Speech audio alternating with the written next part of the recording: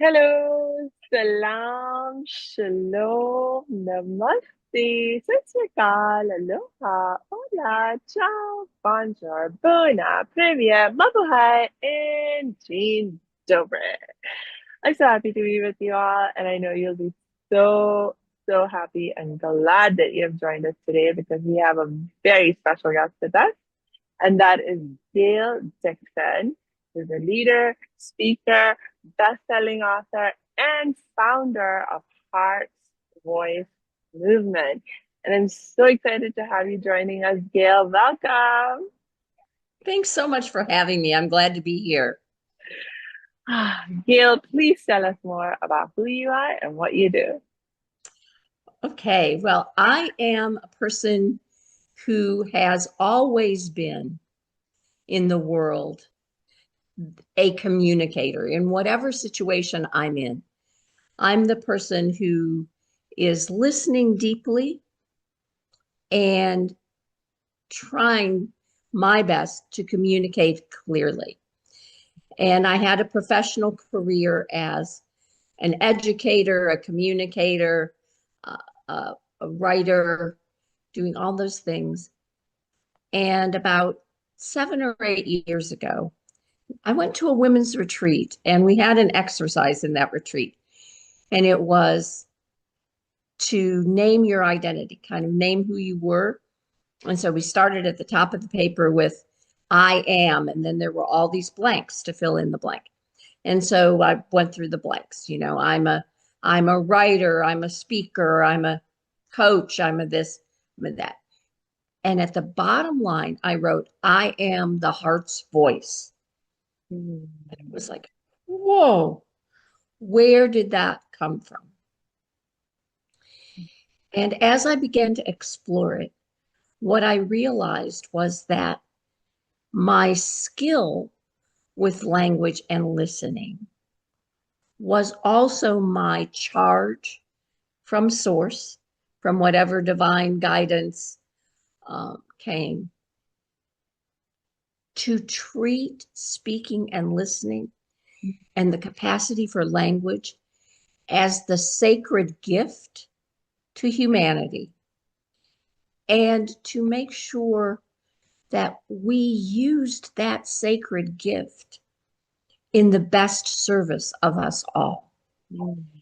And so that's what my life has been about. And that's why I've created the Heart's Voice movement, because I think so often we don't, the voices that we hear and the voices that come to bear and influence us in our lives are not voices that come from the heart.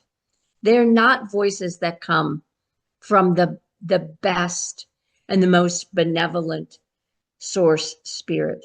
They're voices of division and destruction and greed and lack and fear and anger and frustration, rather than voices of love and connection and nurture and respect and gratitude.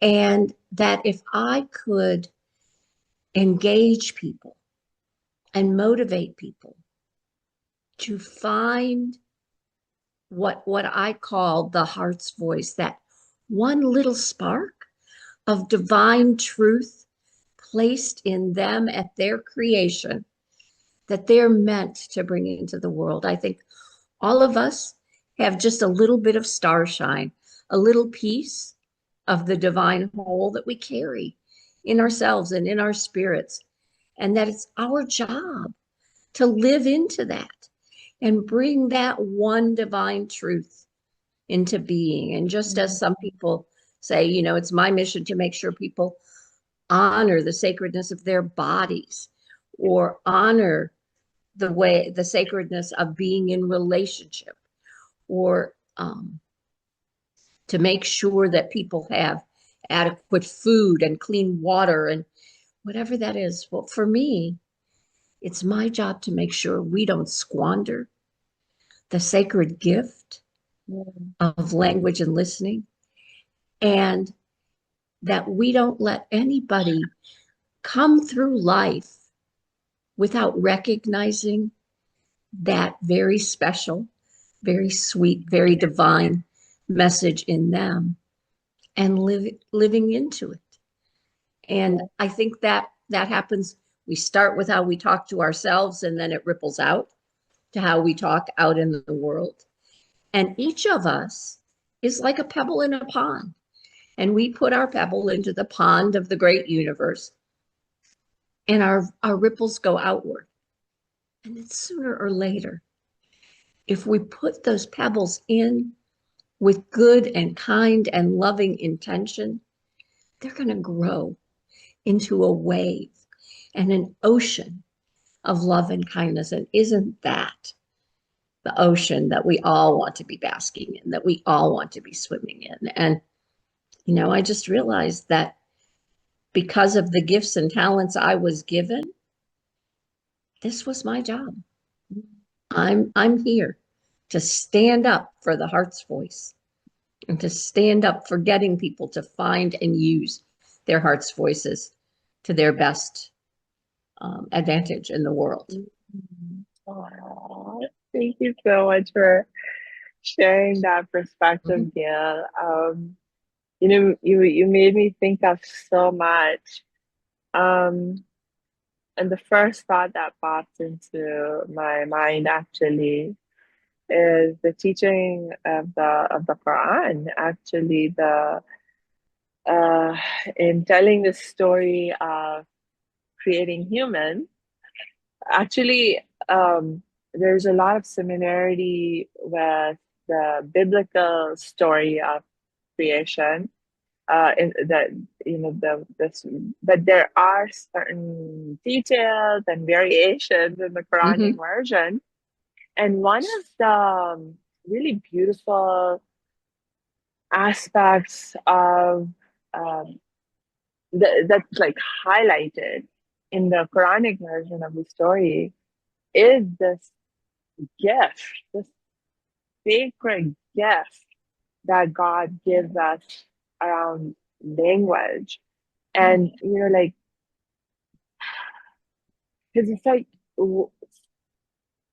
and, in fact, the Quran itself is said to be the greatest miracle because, like when we connect with the divine through our hearts, um, like for people who like the saints and all who have achieved enlightenment, who have achieved spiritual consciousness, and one of the most common things they will say is that actually that experience is one that is without words, because by language by its very nature, it's sort of like a process of dividing and relating. You're putting boundaries around concepts and ideas to give them form, and then you speak them, and then you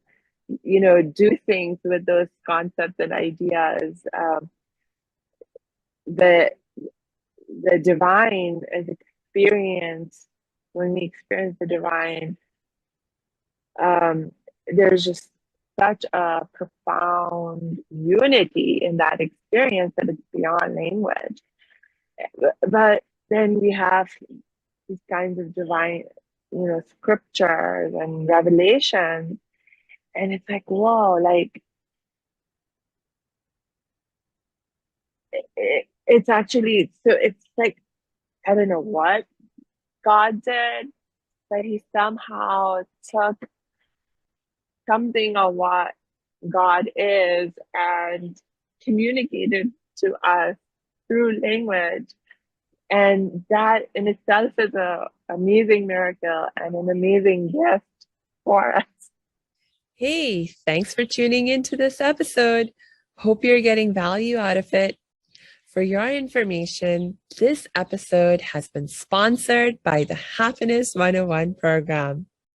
Are you a change maker, coach, trainer, or healer? Are chains of fear holding you back from making the impact and income you desire? using a unique combination of positive psychology and the spiritual wisdom of our most effective change makers. The Happiness 101 program helps you break through your limiting beliefs and manifest the abundance and success you desire with fun and ease. Interested? Book a free Happiness 101 exploration call with me, your happiness expert, Samia Bano. Just use my online calendar link in the show notes. Now, back to the show. It is, and it does feel like a bit of a contradiction to say there's an experience beyond language, because in some ways, language is the way we know how to convey, describe, and share our experience. So it's like, well, if something's beyond language, how can I give it to you in language? And I think that's the difference between us and the divine. The divine can communicate beyond the limitations of language. We mere mortals are reliant on language. And that's why it's so important that we use language in as pure and authentic and clean and spirit-filled a way as we can.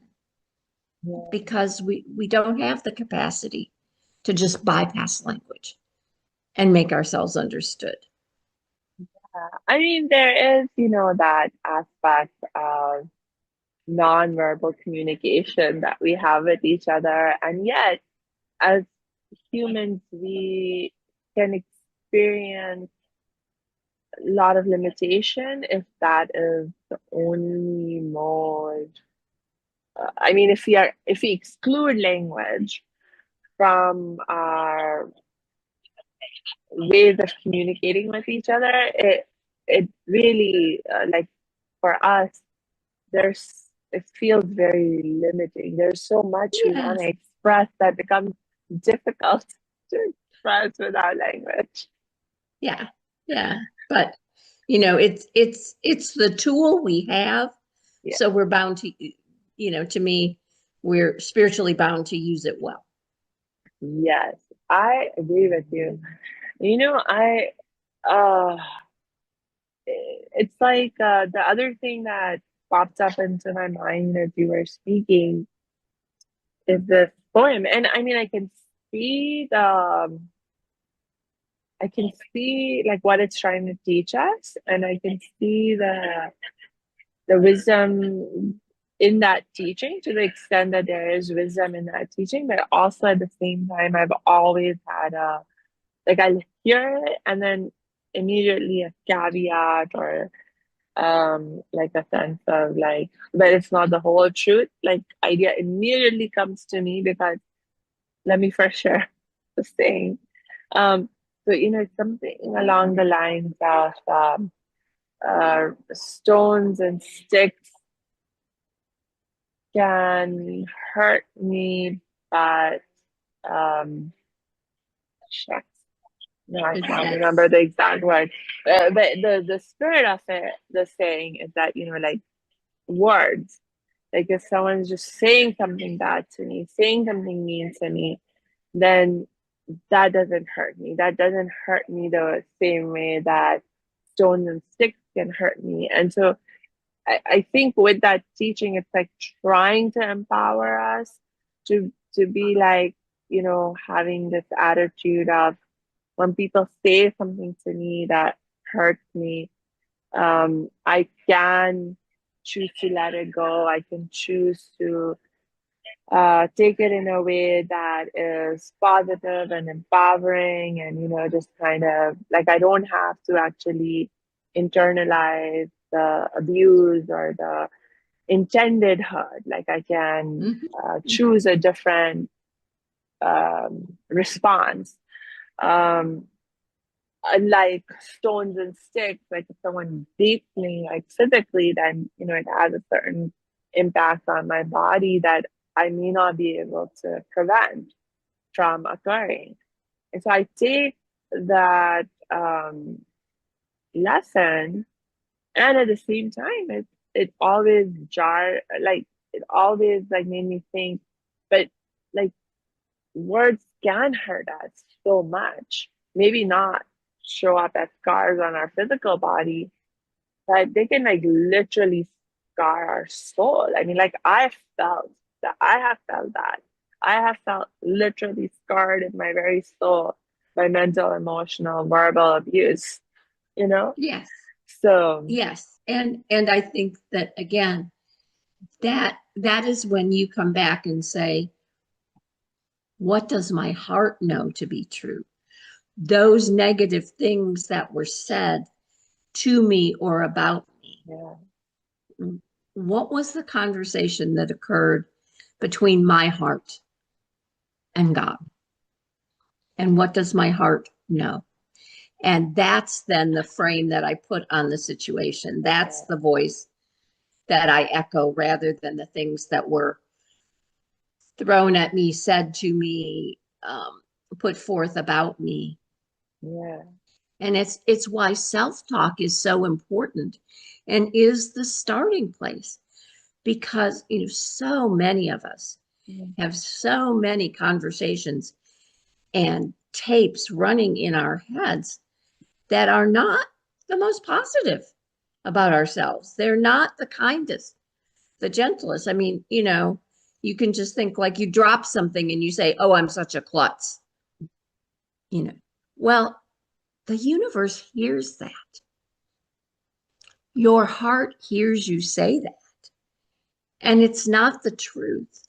But when you speak things, you have the potential and the power to speak them into existence. And so it's so important. And this doesn't mean that you let yourself off the hook and you tell yourself you're wonderful all the time, even when you're falling a little short of the mark. I mean, you have honest conversation with yourself. But fundamentally, what you don't destroy is the core piece that says, as the Psalm says in the Bible, I am fearfully and wonderfully made. I'm the child of the divine, and I'm fearfully and wonderfully made, and that I deserve to have space and place in the world. I deserve to be loved mm, and appreciated and valued and cared for and nurtured. I deserve to be safe. I deserve to belong, have a place to belong. And so we have to tell ourselves that inside so consistently and so thoroughly that when the slings and arrows and words come from outside, they can't let the air out of that balloon. They cannot puncture that truth enough to make that negative opinion so. And it's hard. It's especially hard when people we care about or people we admire or people have power over us say those things. And so we have to hold on to that truth inside us, that truth, the truth that sits between us and God. mm,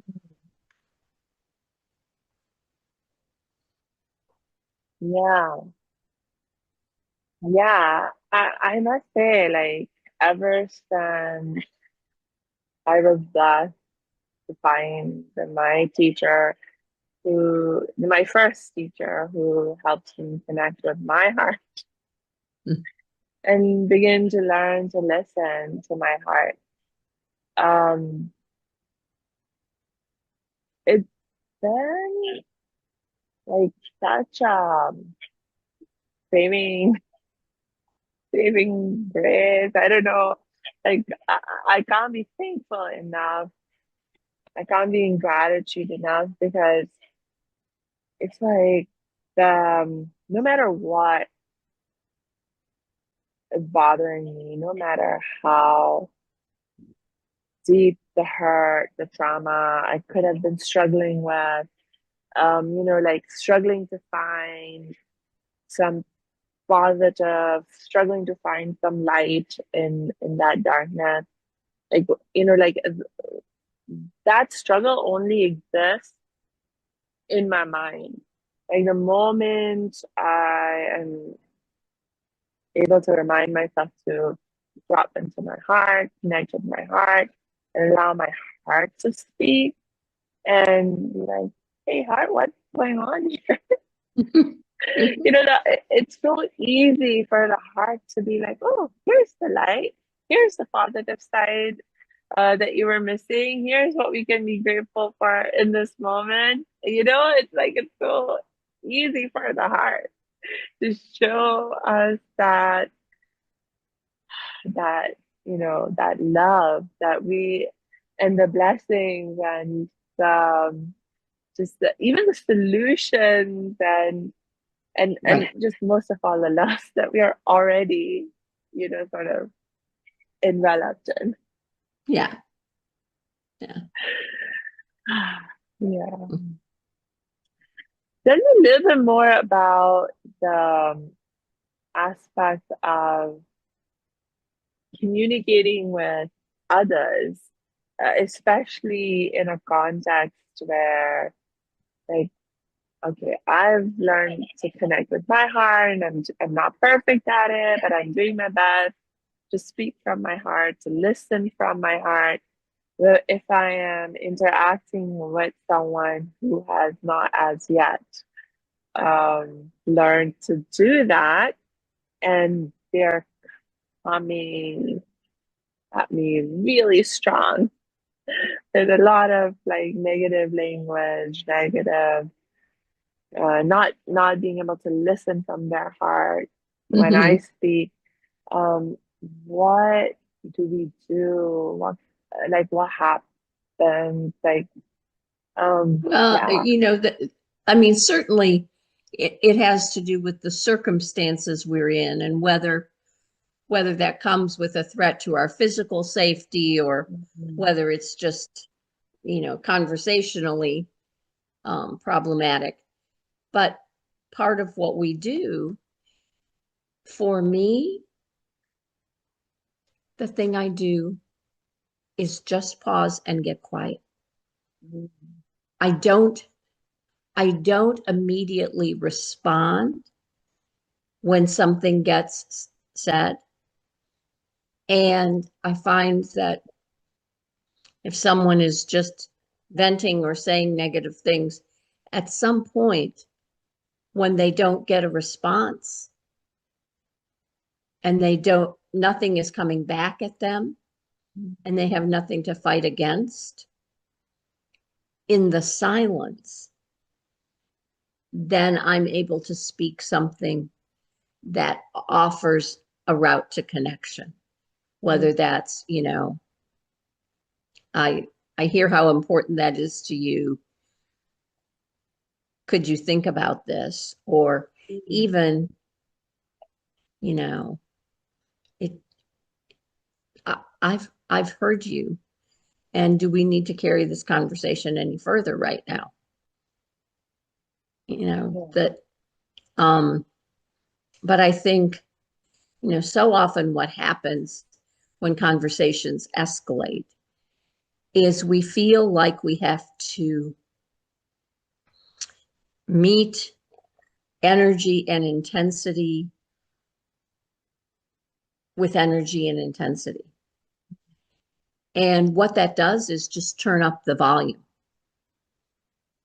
Because if you're shouting at 80 decibels, and I think I have to shout at 100 decibels to Mhm. outshout you, then the next time you come back at me, you think you have to shout at 120 decibels with, 140 negative things in what you say. So if I say, okay, I'm turning the temperature down, maybe all the way down to zero, and just sit here and look. I think I also think that most people, and I can't generalize to everybody because there may be some people who walk through the world with the desire and the intention to be hurtful to others. But most people, even when they're behaving badly, are walking through the world with an intention to protect themselves and to keep themselves safe. And that blustery attacking language is what they've learned works to keep themselves feeling safe inside. So when I behave in a non-threatening way, as in with silence, or if, sometimes I come back with a question.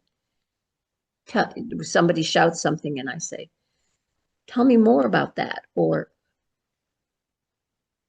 that sounds like, if somebody is shouting and they're angry and they're criticizing, to say that sounds like an old wound to me, or that sounds like fear to me. I don't mean you any harm. Can we dial down the temperature here? But I think, and I think then you have to assess and keep yourself safe. And, in any conversation where you feel like you need to give up your integrity to stay in the conversation, it's time to get out of the conversation. If you have to say something, be something, do something that's not in alignment with your sense of your best and most divine purpose, then it's time to say, I'm sorry, I can't listen to this anymore. I don't have anything to say that can be productive in this situation. I think we just have to stop for now. Yeah. Yeah. Yeah. It's interesting, also, like, I agree with you so much that sometimes the most effective thing we can do is to be silent and, or if needed, even walk away. And it made me think about some experiences that I've had with folks where, um, I mean, not all silence is equal. So Yes. I actually, in my younger days, used to be a master at staying silent, in the sense that I actually, was a terrible communicator. I couldn't actually, a lot of times, verbalize what I even wanted to verbalize. And my the best I could do in those days was just to stay silent. But like, it wasn't a peaceful silence, you know? Like, internally, I'd be fuming or angry or very distressed or very sad or whatever the intense emotion was, that I couldn't verbalize it. Mm-hmm. And so I just stayed silent. And what I found in at that time was that for many people, like, that silence was like so strong that they would like just they would walk away. They would be like, there's no use talking to her. They would walk away. But there were people who seemed to get even more upset by Mm-hmm. my silence, because they felt the like, they didn't, I mean, and they were correct in that perception, that my silence wasn't like me giving up or me giving in. It was its own kind of resistance and its Mm-hmm. own kind of way of fighting, as it were, And so they actually got more riled up, um, because they were like, how dare you ignore me? Or how, like, how dare you disrespect me by not answering me? Mm-hmm. like that kind of a thing. And so like still remember those interactions, and I remember like it was a hard lesson to learn that not all silence is equal, not all silence is peaceful. It's not all silence promotes peace. Right. Not all silence is benign. Sometimes Yeah, people are silent when they're planning the next attack, there's that too. but Yeah. but I think again, the most important thing that is the touchstone to remember is if you can do your best, if we can do our best to frame and respond to a reality that is in alignment Mhm. between us and our higher power, divine source, maker, God, Allah, whatever name we give that thing beyond ourselves.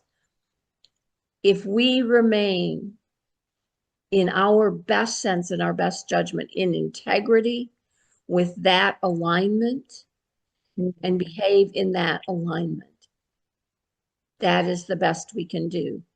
Yeah. And we understand, we are not human machines. The universe isn't mechanized. Sometimes we can do everything right. We can follow all the checklists for good communication. We can follow all the checklists for behaving in integrity and whatever. And a situation can still blow up. We can lose a job or lose a relationship or, forfeit a fight or whatever. That can happen. And, maybe karma will get that person in their next life and maybe not. You just don't know. But I'm not, I'm not seeing the balance righted in the moment. But it's not a formula. It's not a guarantee. Mhm. All we can do is bring our best influence out of our best and purest self to the world that we're living in and the world that we choose to influence, and Mhm. to stay in the best alignment and the best integrity we can stay in our understanding, and to, for me, most importantly, to understand that we are not in a fight. We're not Mhm. in a competition. We are not in a situation where between us and every circumstances or us and every person outside of us, it's an either or win lose proposition. Mhm. My belief is that we can grow ourselves to a win win world. Mhm. And we're learning that, and we're flawed as human beings. And sometimes, in some circumstances and some relationships, we are blessed with the flow of constant win win situations. When that baby smiles up at you and you smile down at that baby, it's a win win world, right? That love is flowing. When folks work together on something important to benefit humanity, when that well is dug in a village that previously didn't have clean water in Africa, and those people have been digging that well, and those folks are in a win-win world. And that's what we're growing toward. And that's what, to me, that's what living by heart, living in and through the heart's voice, moves us closer and closer to Mhm. creating that world. Yeah. And I may never see it in my lifetime, or if there are next lifetimes for me, the next several. I don't know. But I have to live as though I'm making the right contribution to that win-win world. I'm making the right contribution by living in alignment with what I understand to be, you know, in if we take it in terms of the Judeo-Christian heritage, the the first and most divine commandment, or the first order, the first direction, which is love one another. And so if I do my best to live in love and to encourage and support others to do the same, to be an example of living in love and embodying that, I'm doing what I'm here on earth to do. Yeah. And the more I can show that to others and engage others in doing that, the more likely it is that that will come about. And the truth is that there are moments when it's hard to remember that. And when somebody is being hateful and divisive and ugly and terrible, it's hard to remember that. And sometimes you have to go into that question of, here's this person, and I really want to think bad things about this person, and I really want to say what an awful person this is. And you say to yourself, if I were coming to that person with pure love, what would my question or my response would be?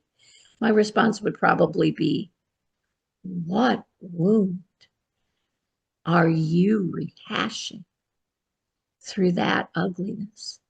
What placed that pain in you that you have to put it out into the world? Where can I divert you into relieving that pain in a way that doesn't hurt others, but not, I have to hurt you back? Yeah.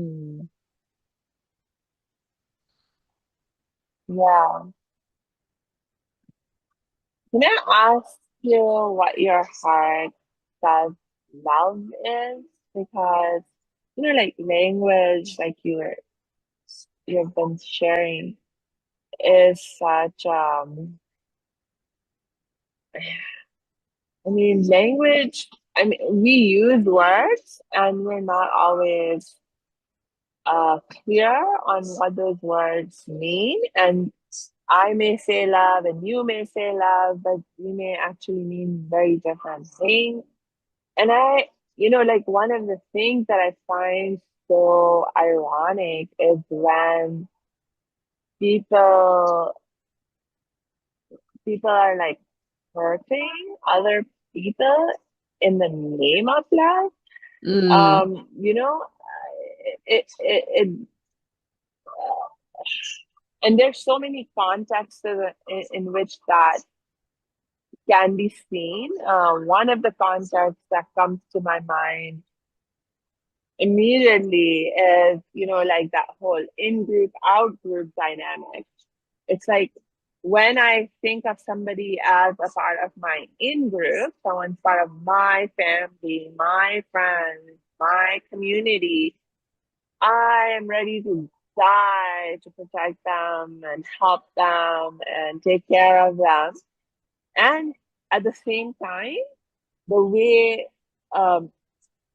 that can lead me to like hurt other people that I do not include in my in group, that I do not include in my definition of my family, my community, my friends, and to the extent that, you know, we are literally seeing ethnic cleansings and genocides, where for the sake of my people, my community, I'm like ready to like literally and like kill and destroy another people, even dehumanize them and not even see them as people, you know.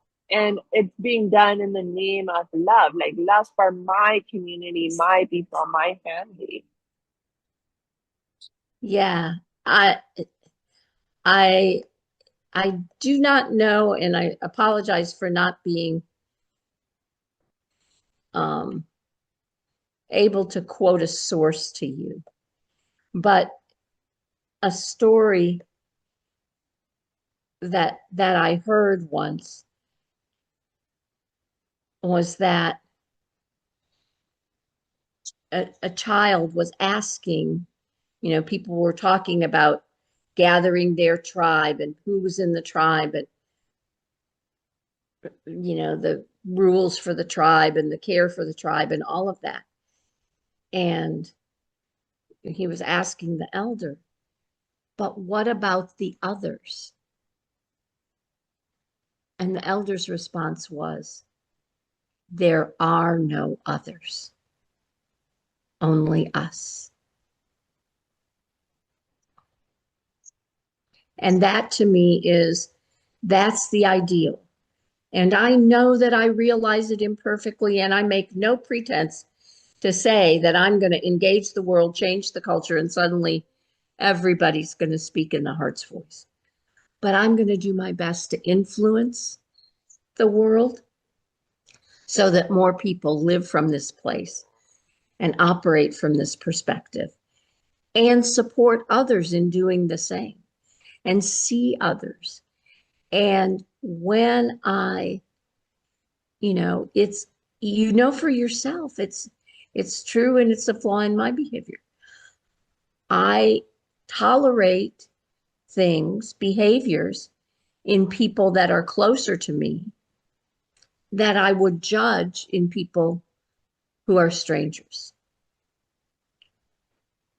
If I take the perspective that there are no others, everyone deserves my loving tolerance, my tender correction, my all of that. So I want to live in a world where, and I believe that we're growing back to that.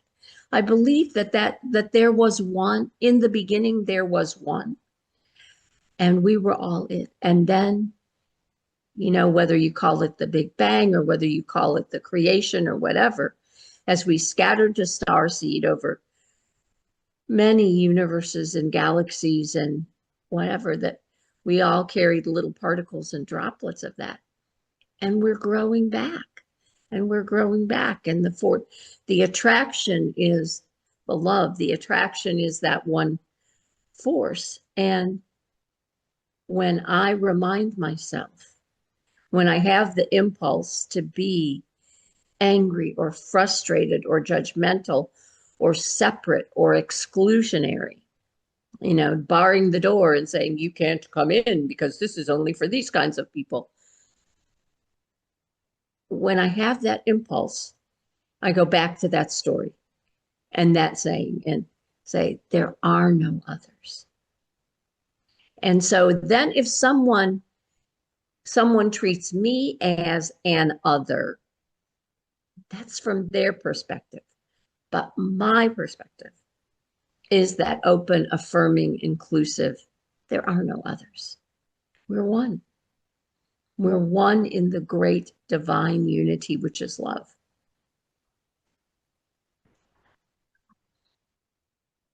I'm with you on that. I am so with you on that.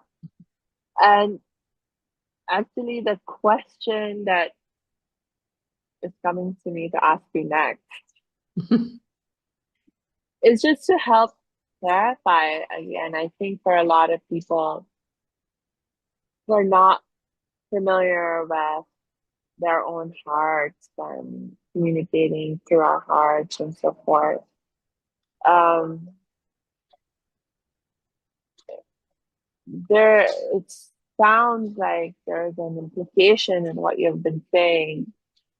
So I just wanted to ask you to talk about it a little bit more explicitly. The vision that you lay out of like us being able to reach a world that win-win, where there are no others, where it's all us. And like for you, that's coming from you following your heart's voice. So are you implying saying that if all of us were to follow our heart's voice, that we would sort of all be guided towards that same vision and reality. So in I other I words, am I'm saying that that is my belief and my hope and my understanding. I'm not saying it from a perspective of, and I'm standing here and telling people that this is how they have to live. For me, it's an invitation.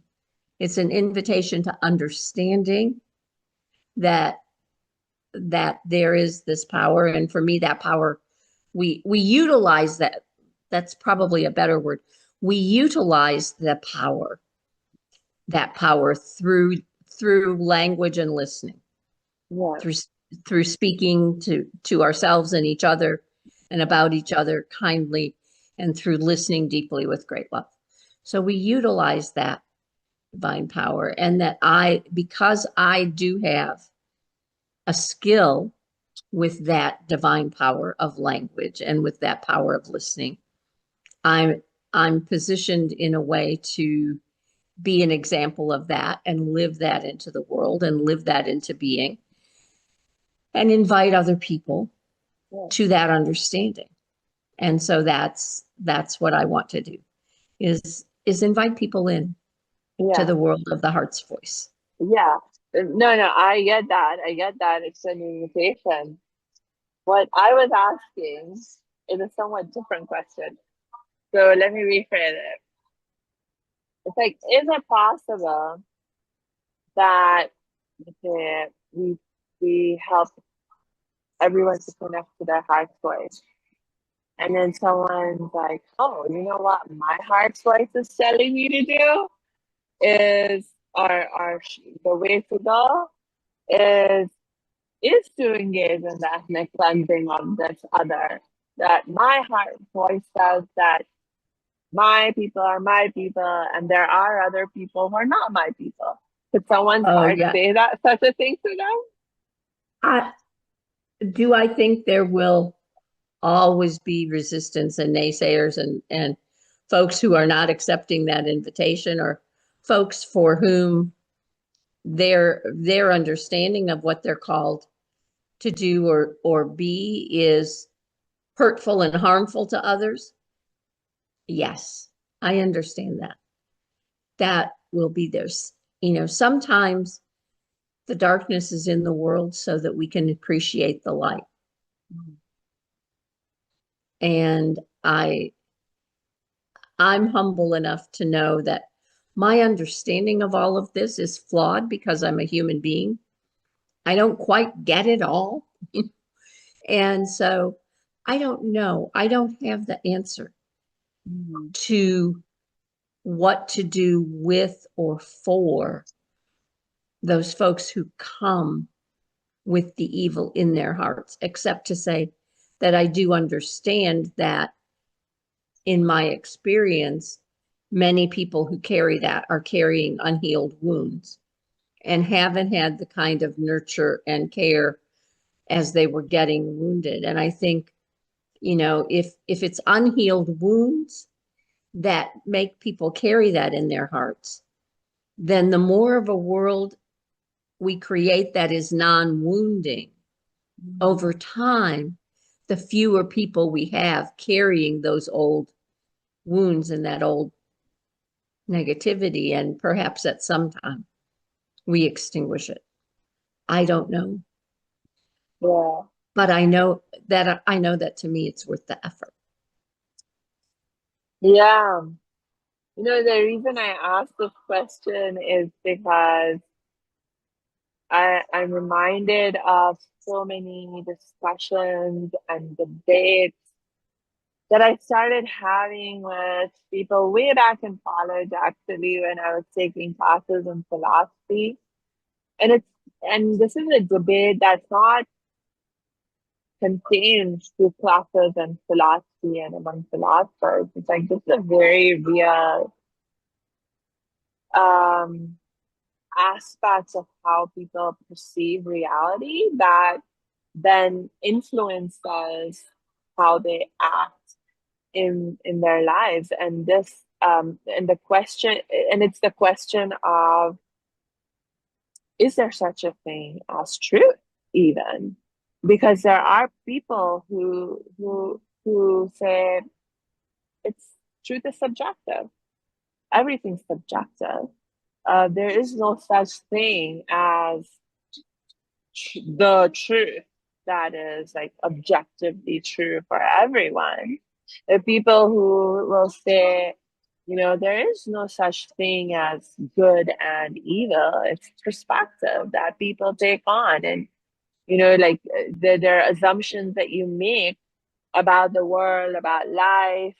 Uh, and based on those, you make your judgments about what is good and what is bad, what is true, what is not true.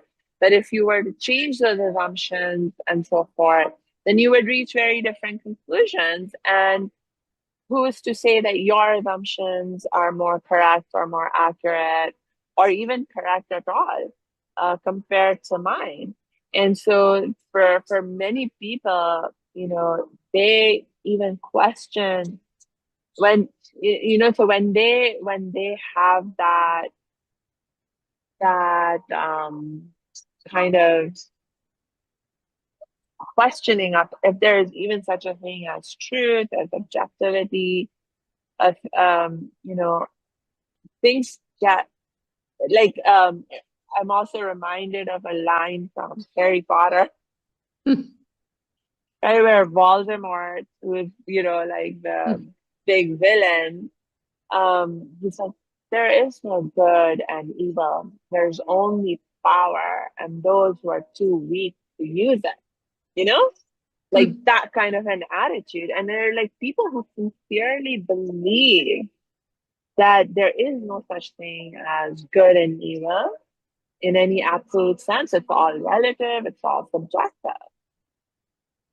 And And so, you know, and for me, it my assumption there is, you know, their perspective might well be true, but I'm gonna operate and take a chance on mine.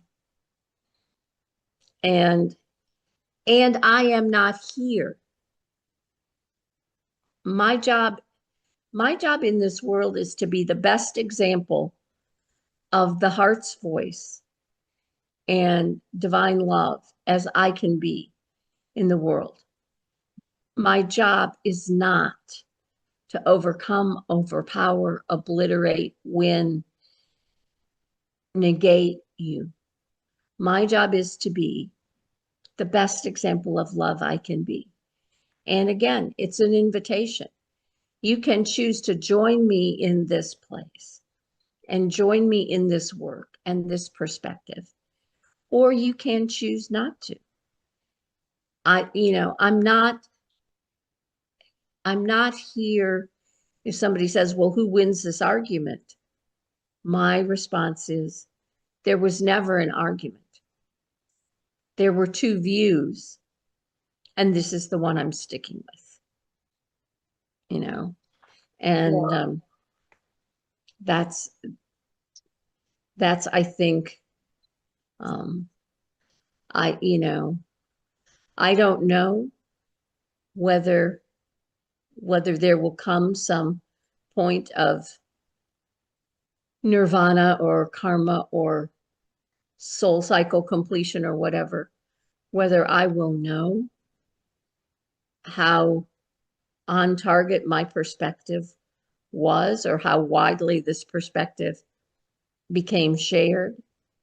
But I know that my perspective is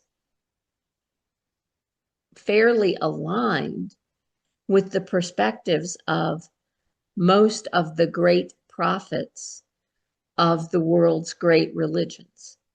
Most of the great prophets of the world's great religions came with some version of the golden rule, some version of live in love, be in right relationship with others and with the divine.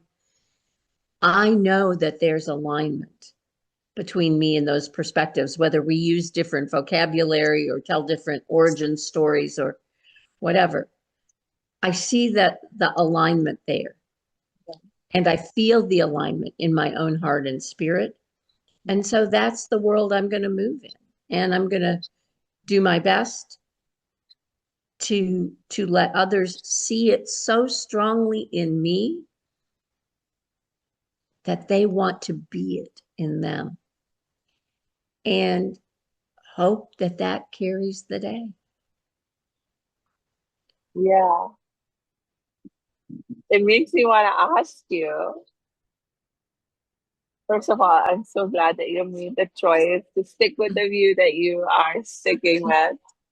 Um, I'm curious if you make that choice having tried the alternative. You know, or is that, or is the choice like something that just always been the thing that you have chosen? I mean, have you tried that other way of like, what if we believe what Voldemort had to say for some time, and like there is no good and evil, there is only power, and so I'm going Oh, to, no, no, no, no, I've not tried that. I've not tried that perspective. Um, I think some of that is, what I was born with, and some of it is how I was raised, and some of it is the environments I was in and nurture, and then the study I've done and the life experience I've had. I have never tried the being the most powerful, and because for me it hasn't been about power. It's been about connection. So I mean, just to again, like, I'm so glad that you are who you are and making the choices that you have made. Um, but just to, be the voice of those who are struggling. It's like, if you haven't tried the other way, then like, how do you know? Like if you did try the other way, you would find, oh my gosh, that's even better.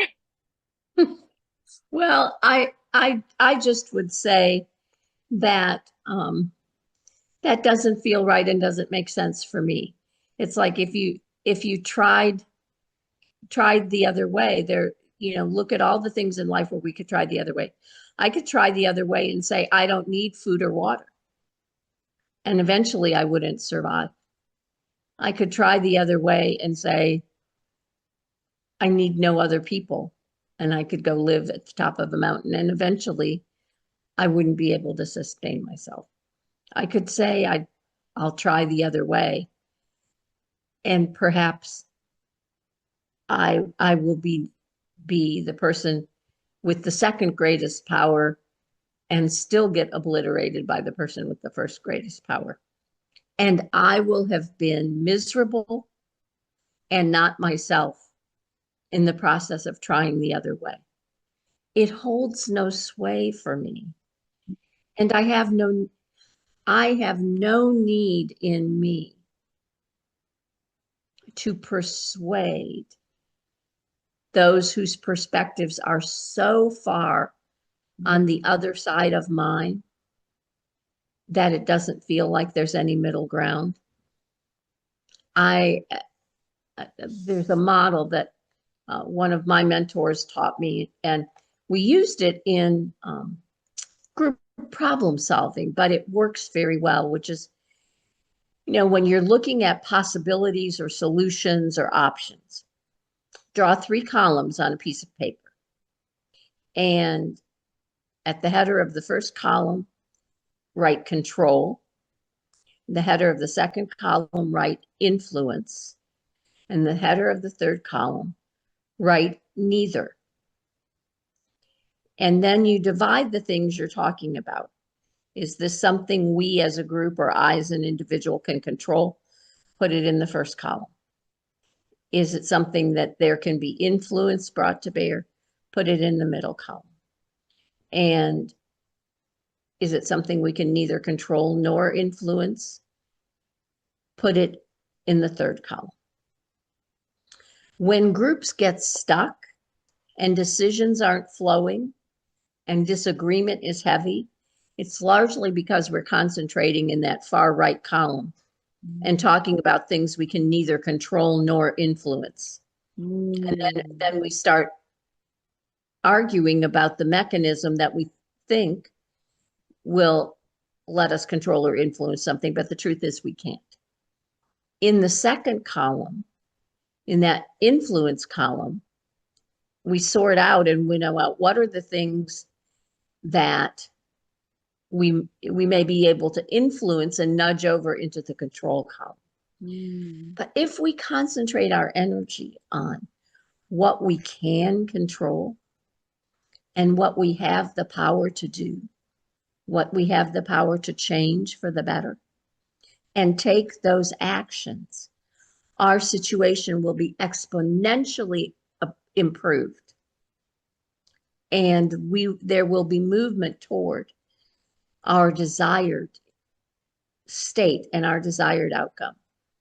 If we stay mired in the third column or even the middle column,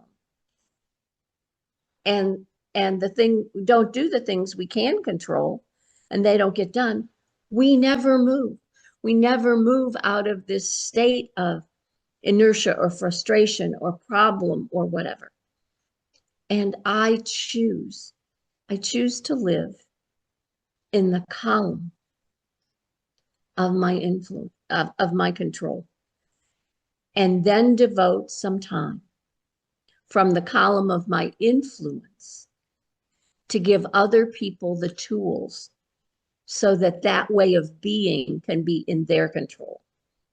I can't control whether you speak and listen from the heart, but I can do an interview like this one and give you the perspectives and the understandings and the example that may influence you more in that direction. And when I spend my time there, I'm using the sacred gift of my life. Aww. Oh, Gail, you make me want to ask you so many more questions. Just time for one more because I know I asked One you more. for We have time for one more, sure. Okay. So, this frame that you shared, control, influence, and neither, what it made me think of is like, again, when I was younger and I was a very troubled person in my younger days, I was obsessed with control. I needed to feel in control. And it was for the sake of fulfilling this need for control that I sought power. Like I don't think I ever cared for power in and of itself, but to the extent that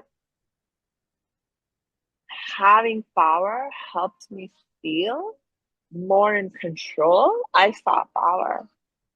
So like for example, in the context of relationships, if I had more power in a relationship, like with my little sister, I could control her more effectively, and I could be in control more of me and how I wanted things for me. And so, like, it became really important to me to exercise and even in some ways try and get to have more power in my relationship because then I felt more in control, which made me feel more safe. Mm-hmm. And so, like, I mean, and I see so many people struggling and striving and doing all kinds of things. Even Voldemort, for that matter, he was obsessed with power, grabbing power, trying to, that it was actually so he could control things, control his own life, control death. Like he was afraid of death. He didn't want to die. And so his way of responding to that fear, and he was like, yeah, of course, I'm going to be in control. I'm going to control everything. And for that, I need powers. I'm going to grab all the power. You know what I mean? So Mhm. it's like, Mhm. it seems like, you know, it's like what you were suggesting with the 3 columns and focusing on, what you can control. I mean, I like that idea. And if I think back from how I used to be and the mindset that a lot of people have, focusing on what they can control will oftentimes also make us obsessed with power, which can make us hurt other people. Well, I think two things. One is that when I speak of that, what I can control, I'm really talking about what I can control inside myself, not what I can forcefully control others to do, or what we can do, what we can control as a group, as a collective. But so that's one, that it's not control over something else. But I think what you said is very telling, which is that the bottom line, the need for control was really about fear. It was about fear of not being safe and not being okay.